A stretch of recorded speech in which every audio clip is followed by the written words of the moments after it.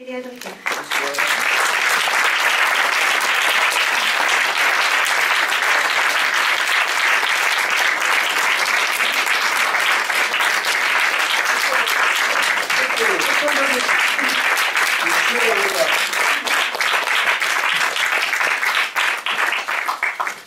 Bonsoir à tous. Est-ce qu'il y a une première question pour commencer le débat?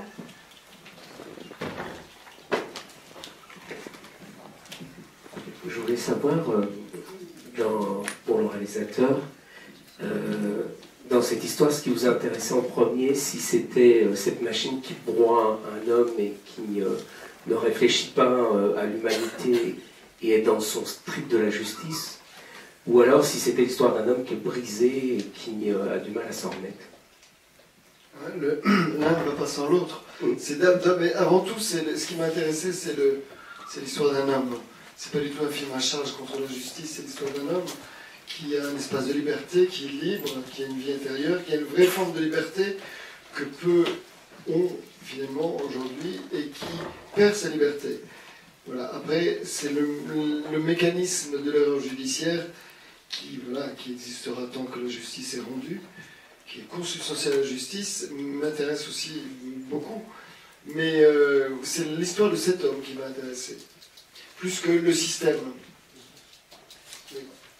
Je voulais savoir si le nom de son prénom, Samson, et celui aussi le nom du bourreau, c'était un clin d'œil ou pas?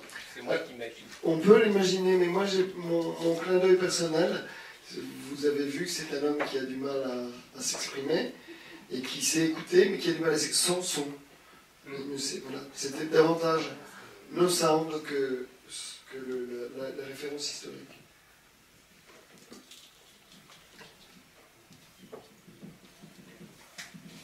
D'autres questions?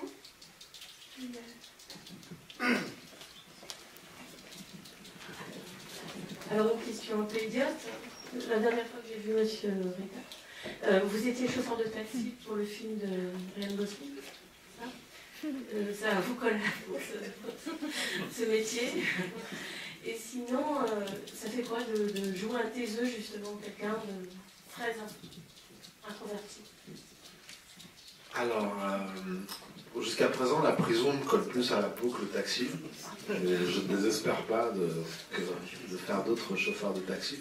Non, il y a beaucoup En fait, les chauffeurs de taxi, il y a autant de chauffeurs de taxi que de gens qu'on peut croiser dans la rue. C'est vrai que...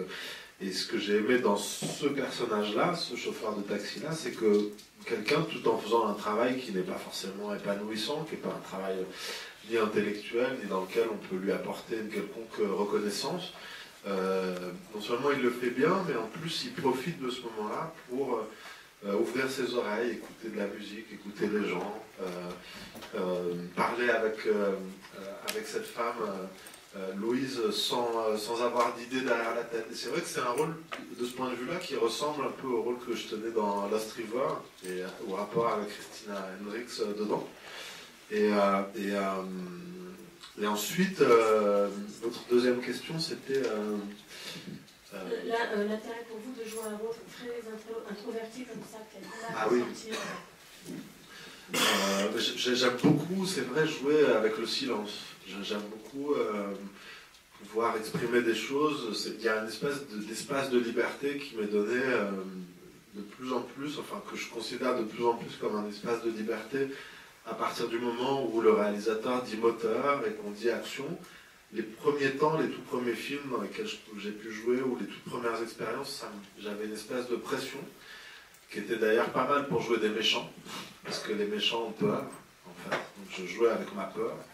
Et puis maintenant, je le sens de plus en plus comme un espace de liberté, et du coup, j'aime jouer avec le silence, mais avec aussi la chorégraphie des corps, l'écoute de l'autre, les moments, en fait, de traverser des moments les uns après les autres qui, au bout d'un moment, vont, en étant bien montés, faire un film. Merci. Merci.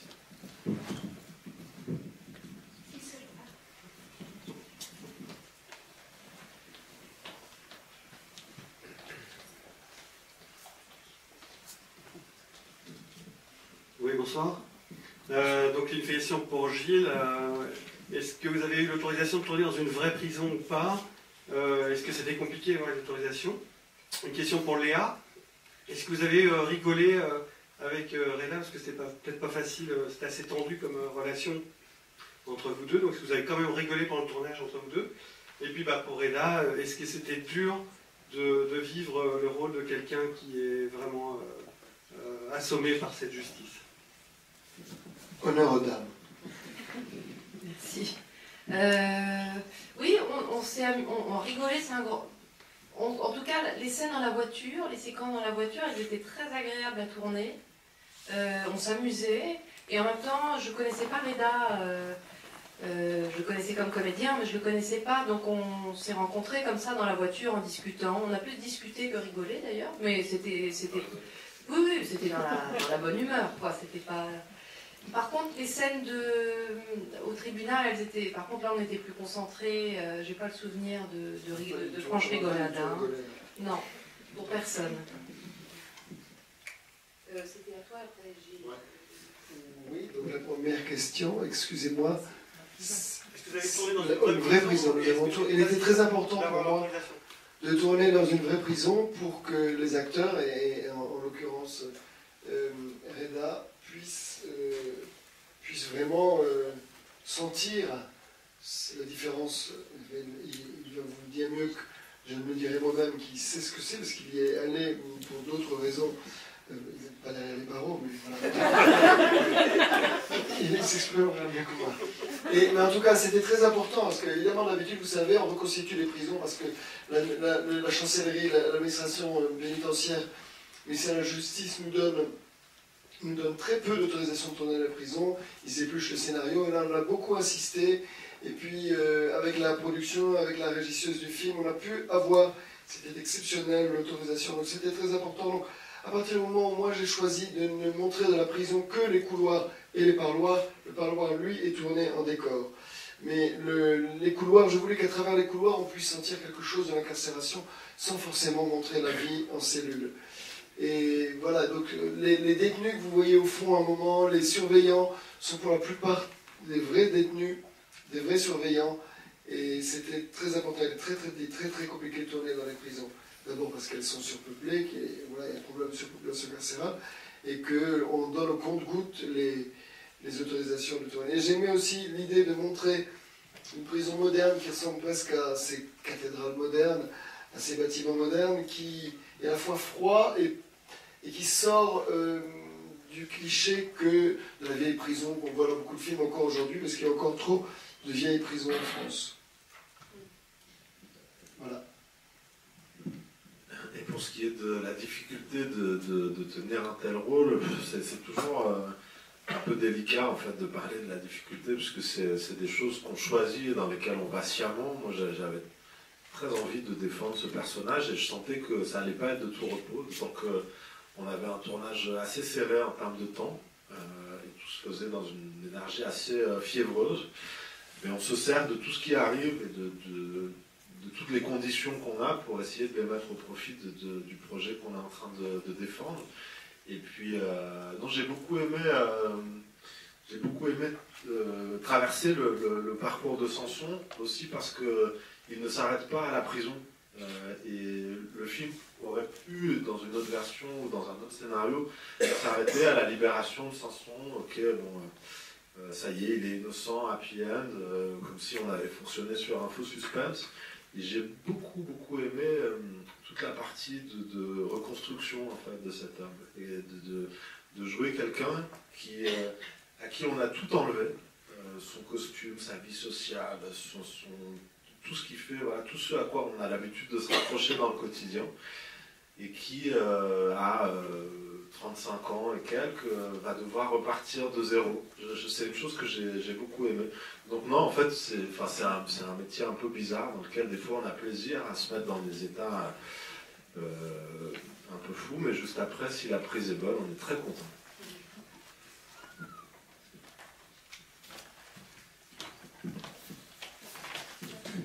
Est-ce que vous avez pu parler ou rencontrer justement des prisonniers qui ont été victimes d'erreurs judiciaires pour justement bien appliquer toute cette dernière partie qui est très bien? après coup. J'ai rencontré notamment une personne il n'y a pas si longtemps qui avait été en prison pour un crime qu'il n'avait pas commis, qui avait fait d'autres séjours en prison pour des choses qu'il avait faites, quoi. Et puis pour cette dernière affaire, il était innocent et il a fait une peine de prison. Et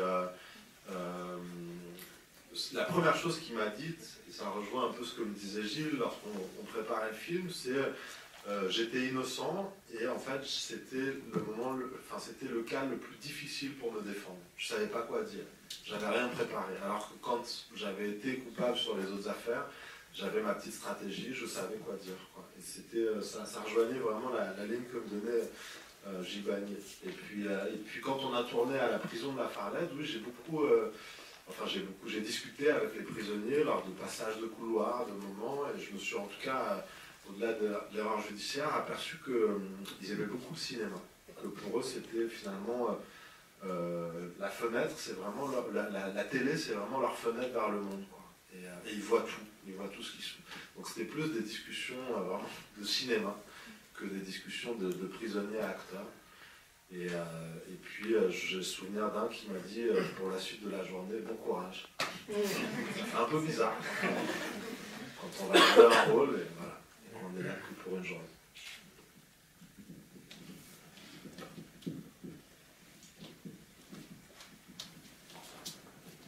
C'est un rôle qui joue beaucoup sur l'épure, sur la simplicité. Comment on arrive à le toucher de cette façon-là, à lui donner autant de force? Et est-ce que c'est plus facile ou plus difficile que quand on a un rôle plus exubérant? Alors, je ne suis pas coutumier des rôles exubérants, mais j'aimerais bien peut-être un jour. Je suis très admiratif des gens qui savent jouer dans ce registre-là. Il se trouve que ce n'est pas un registre qu'on me propose. Non, je ne saurais pas très bien vous répondre pour ce qui est de ma partie, mais je pense que vraiment on joue sous le regard de l'autre en fait. Et c'est Gilles Bagné qui m'a fait confiance. Je sentais que je pouvais m'approprier ce film autant que lui. Et c'était vraiment je parle de ça parce que voilà, on vivait tous les plans, chaque scène ensemble, et je savais que j'avais la place. Et aussi du coup la place de qui je suis, quoi. Enfin voilà, des silences dans mon intériorité. J'essayais pas de me dire est-ce que ces silences-là sont les silences de Samson de Casalé. Je venais, j'amenais qui j'étais, puis j'essayais de traverser ce parcours de ce personnage. Et puis sans oublier la balle qui circule avec les partenaires, et notamment Léa. Voilà, et j'étais merveilleusement entouré de gens avec lesquels on avait un peu un esprit de troupe, qui est très rare au cinéma. Mais c'est jamais seul en fait. On isole souvent les acteurs, surtout quand ils tiennent un premier rôle. Et le cinéma est tout sauf une chose seule.